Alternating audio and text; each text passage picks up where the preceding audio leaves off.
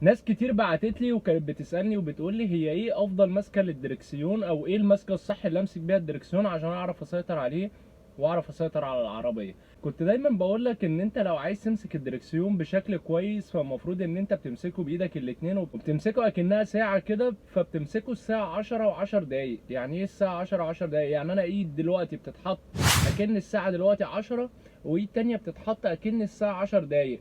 بس المهم وانت ماسك الدركسيون ان ايدك دايما كلها تبقى مفتوحه عليه. ما ينفعش ان انا ابقى قافل ايدي خالص، ما ينفعش ابقى قافل ايدي عليه، ما ينفعش ابقى قافل اي صبع من عليه. ليه بقى؟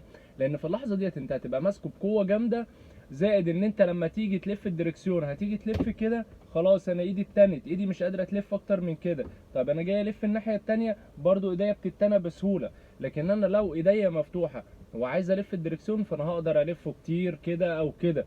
فدايما لما تيجي تمسكه لازم ايدك كلها تبقى بره، لازم صوابع ايدك كلها تبقى بره الدركسيون، ما ينفعش صوبع واحد يبقى قافل عليه. فعشان كده مهم جدا ان انت لما تيجي ماسكه تمسكه بالراحه، ما تمسكوش بقوه، وايدك كلها تبقى مفتوحه عشان تقدر ان انت تلفه يمين او شمال للاخر بسهوله خالص.